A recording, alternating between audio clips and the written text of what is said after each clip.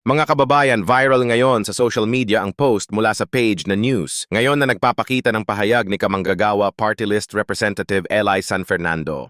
Sa larawan makikita ang dalawang tao. Isa ang mukhang seryoso sa itaas at sa ibaba ang isang lalaki na mukhang galit na nagsasalita. Sa kanan naman, may malaking quote sa blue background na may headline na news ngayon at ang malalaking letra na "San na yung pinagyayabang ng Pangulo na magpapasko sa kulungan yung mga magnanakaw na politiko? Noche buena na mamaya puro lang press release, sus Mariosep." Ang buong caption ng post ay ganito.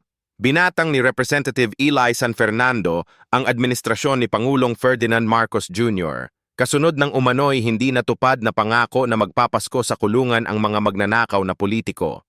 Ayon kay San Fernando, sa kabila ng mga pahayag ng palasyo, wala pa ring politikong napapanagot sa mga anomalya sa flood control projects at iba pang korupsyon. Idinagdag pa niya na sa ngayong piyayabang ng Pangulo na magpapasko sa kulungan yung mga magnanakaw na politiko. Noche buena na mamaya puro lang press release, sus Mariosep. At sinabi rin niya na ayon kay San Fernando, sa kabila ng mga anunyo at pahayag ng palasyo, wala pa ring politikong nakukulong ngayong Kapaskuhan. Ang post na ito ay mula sa news ngayon na inilathala mga 2 oras bago ang Pasko at nagiging usap-usapan dahil sa direktang pagbatikos nito sa pangako ni Pangulong Marcos Jr.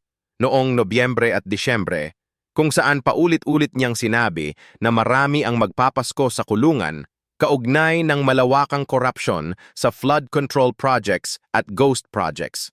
Ngunit hanggang ngayon, bagamat may mga kontratista tulad ng mag-asawang Diskaya na naaresto at nahaharap sa kaso, wala pang malalaking politiko, mga kongresista o senador na nakukulong. Marami ang nagsasabi na puro salita lang, walang aksyon laban sa mga malalaking isda. Sa aking opinyon bilang isang taong sumuporta pa noon kay President Bongbong Marcos at naniniwala sa kanyang pangako na walang sagradong baka, sa laban kontra korupsyon, talagang nakakadismaya ito.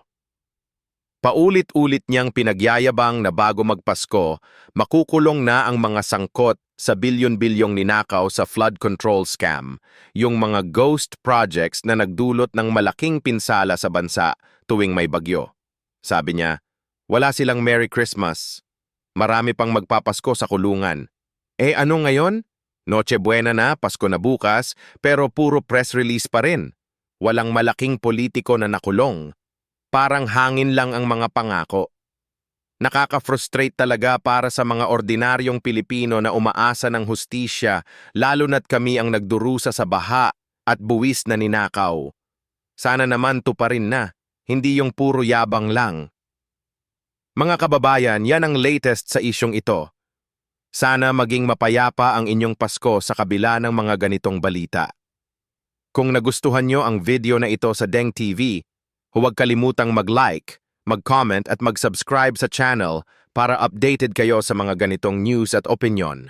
Merry Christmas po sa inyong lahat at sana sa susunod na taon may tunay na pagbabago na. God bless!